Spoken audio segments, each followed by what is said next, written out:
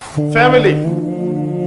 এখানে মা বোনরা আছেন, এখানে অনেক যুব সমাজের তরুণ তরুণীরা আছে, আমাদের পিতৃ স্নেহ পিতৃমহ অনেক আমাদের পিতামহরা আছেন।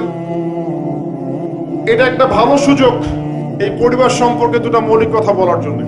লিসেন ভাই, আল্লাহ পাক একটা আয়াতে বলেছেন, সূরা তাহরিম আয়াত নাম্বার 6, ইয়া আইয়ুহাল্লাযীনা আমানু, হে মুমিনগণ, কু আনফুসাকুম, নিজে জাহান্নামের আগুন থেকে বাঁচো, ওয়া আহলিকুম নারা, তোমার পরিবার বর্গকে বাঁচাও, আলাইহা মালাইকাতুন গিলাযুন শিদাদ, যেই জাহান্নামে কঠোর মনের ফেরেশতা আছেন, লা ইয়াসুনাল্লাহা মা আমারহুম ওয়া ইয়াফআলুনা মা ইউমারুন, আল্লাহ পাক তাদেরকে যে আদেশ করেন সে আদেশ পালনে তারা বিন্দু মাত্র ভূক্ষেপ করে না।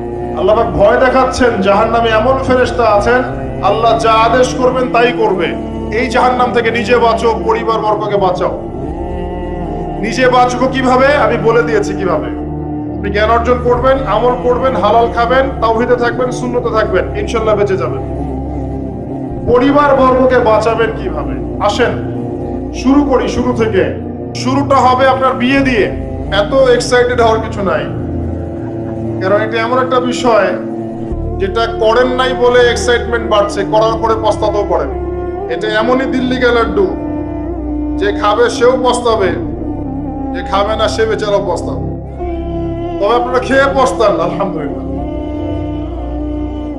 এমন ভাবে শুরু করেন না পরিবারটা যে আপনি একজন তরুণী, আপনি একজন তরুণ বিয়ে করছেন, বিয়ের সময়ে দিনদারিতা বাদ দিয়ে অন্য কিছু দেখতে যায় না।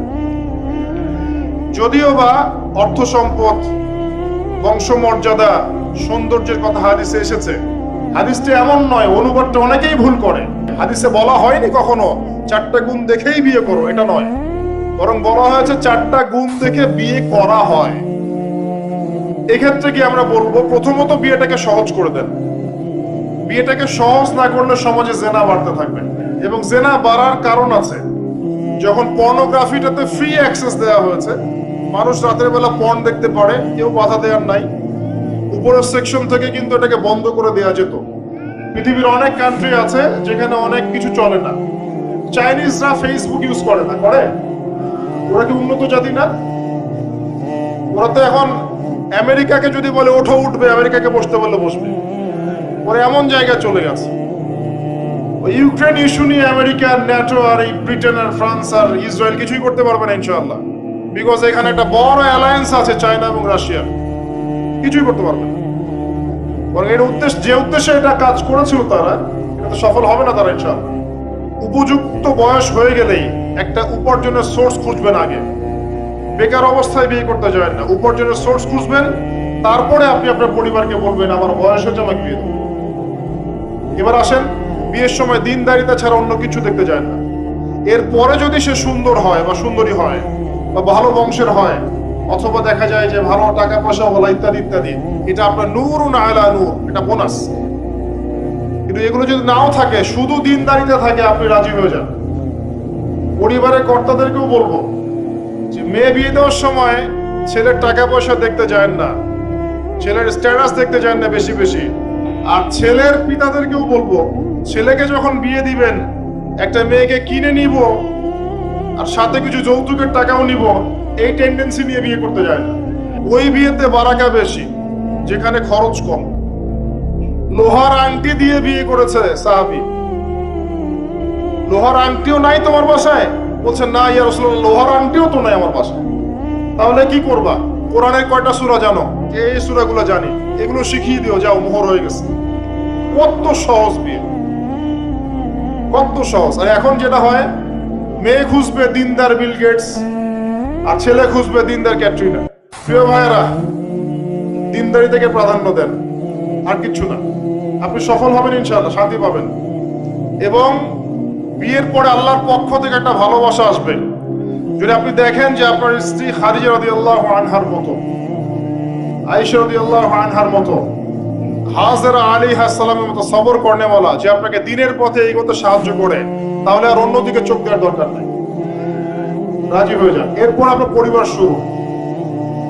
এখানে উভয়ের মাঝে হৃদ্যতা, ভালোবাসা থাকতে হবে। তবে আরেকটা কথা বলে রাখি, একটা পরিবারের ভিত্তি শুধু ভালোবাসা দিয়ে টিকে থাকে না।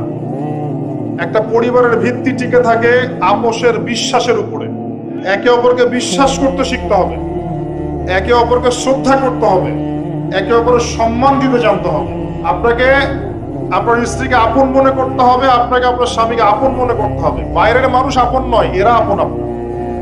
এরপরে আপনি মোহর শোধ করেন, আপনি সন্তান সন্ততি নেন, সন্তান সন্ততিদেরকে আল্লাহর এবং তার রাসূলের আদর্শ বড় করে তোলেন। পরিবারের মধ্যে তালিম চালু করেন, তালিম। পরিবারের মধ্যে তাওহীদ রাখেন, সুন্নত রাখেন, একসাথে খেতে বসেন, স্ত্রীকে হাদিয়া দেন, স্ত্রীকে গিফট দেন, তাকে মাঝে মাঝে ঘুরতে নিয়ে যান, তাকে নিয়ে রিফ্রেশমেন্টে যান, তাকে সময় দেন, তাকে টাইম দেন, তাকে সময় দেন। নবী সাল্লাল্লাহু আলাইহি ওয়াসাল্লাম আয়েশা রাদিয়াল্লাহু আনহার কোলে মাথা রেখে কোরআন তেলাওয়াত করতেন। তার সাথে চাঁদনি রাতে দৌড়েছেন এবং চাঁদ দেখেছেন, সফর করেছেন, রাতের বেলা হেঁটেছেন, সময় দিয়েছেন, খালি পায়ে হেঁটেছেন। সময় দেন। এখন এমন একটা অবস্থা যে পুরুষদেরকে মনে করা হয় যে তারা হচ্ছে মানি মেকিং মেশিন, তারা খালি টাকা পয়সা মেক করবে,